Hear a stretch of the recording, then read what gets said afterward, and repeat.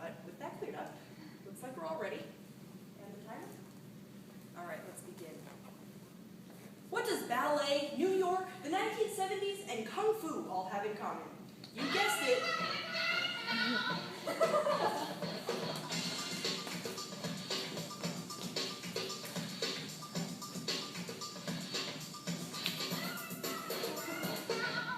It's impacted people all over the world, reduced our crime rate, and is sadly uncommon in the homeschool Christian community. Breakdancing. A dance which originated in the slums of New York has turned into a worldwide norm. For me, breakdancing goes far beyond normal. It's a physical and mental challenge. In many respects, the dance craze is life-changing.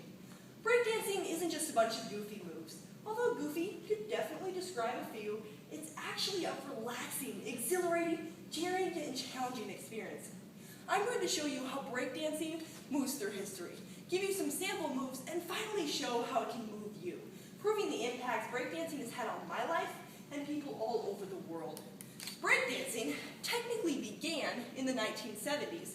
The name came from the dance moves made between the breaks in certain music. Interestingly, breakdancing isn't the correct term or slang these dancers prefer.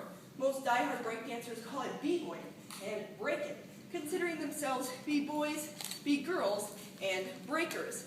There's a common misconception that breakdancing means gangs, inappropriate music, and breaking the law.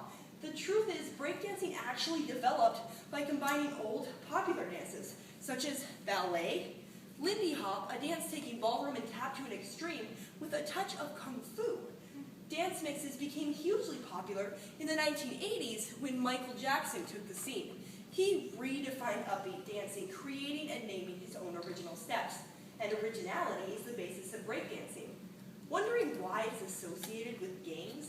The tough moves in the dance require a lot of skill, strength, and cohesive attitude.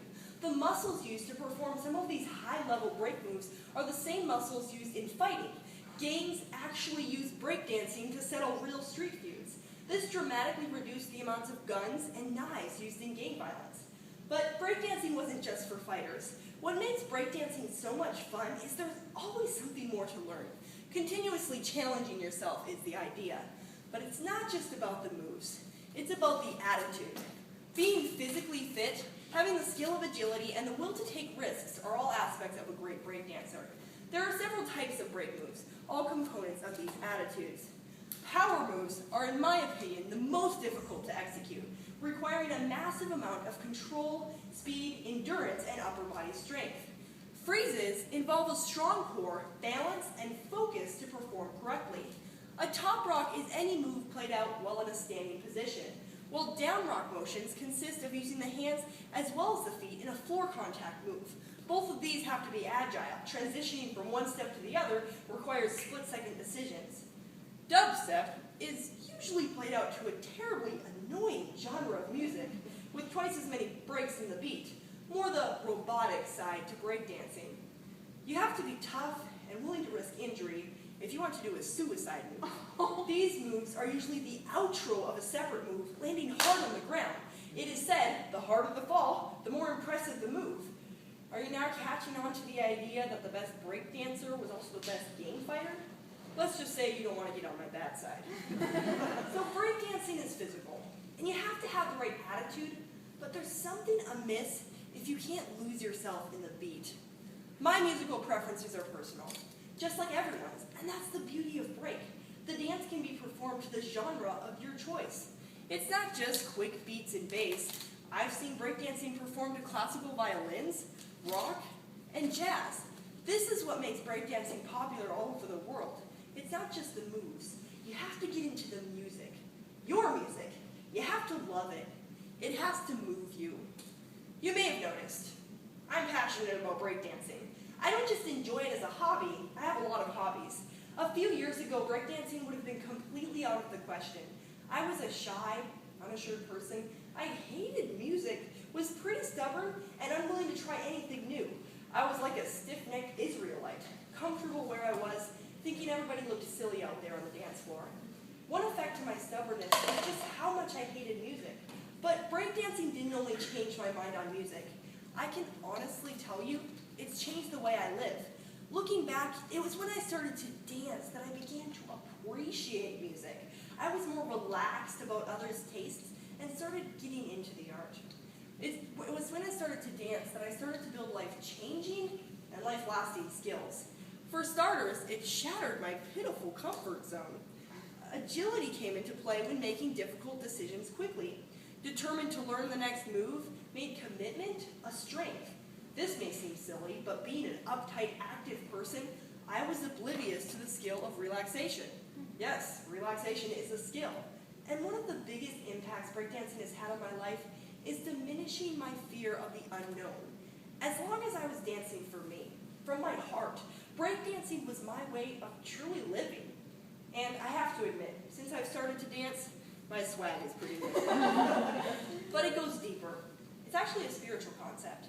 In the book Wrecked, When a Broken World Slams into Your Comfortable Life, author Jeff Goins makes the case. You have to be wrecked in order to get closer to God. In my interpretation, being wrecked or broken could be as simple as doing something you're uncomfortable with. In my case, breakdancing. Simple, but not easy. The Lord is near to the brokenhearted and saves the crushed in spirit. Psalm 34:18. 2 Corinthians 12:9. My grace is sufficient for you, for my power is made perfect in weakness. We overcome weakness and come out stronger. Since breakdancing is hard, but puts a smile on my face, I'm building character while enjoying life. And it's not just me. All over the world, others have found the joy and relief that comes from putting hard work into breakdancing. One of my role models, George Sampson, wanted to pursue a breakdancing career. His family couldn't offer him much, so dancing on the street was his outlet.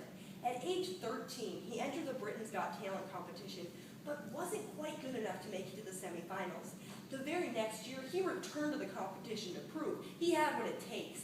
In his final round, he blew the audience away with his creativity and spirit. Since his success, George has starred in dance movies, choreographed dances on stage and on camera, and is the ambassador of the United Dance Organization. And the best part is that he loves it. Quote, "There's no way I'd ever give up dancing. Nothing would stop me." An inspiring story comes from 5 friends, all born with either missing or malfunctioning limbs. One of them can't use his legs, but can perform dance moves with his crutches that I can't do. Their motto is, no excuses, no limits. And who says age was an issue? Everything from little kids rocking out to Toby Mac to a lady in her 70s breakdancing and performing freeze moves on the ground. That's one fun grandma. And these are just odds and ends. Breakdancing has transformed and sharpened a multitude of lives. People who either make it their life or, like me, use it to prepare for life. Now, I'm not trying to say that you should drop to the floor and start doing push-ups for dancing so you can grow spiritually. All I'm saying is breakdancing is a way of training, a way of growing, a way of living. I want you to take my story on breakdancing and be encouraged to break through the barriers in your life. Not to say I have none yet to conquer. Find something relaxing, exhilarating, daring, and challenging. Allow something like breakdancing to influence your life. Because we've got to dance like there's nobody watching. Love like you'll never be hurt. Sing like there's nobody listening. And live like it's heaven on earth.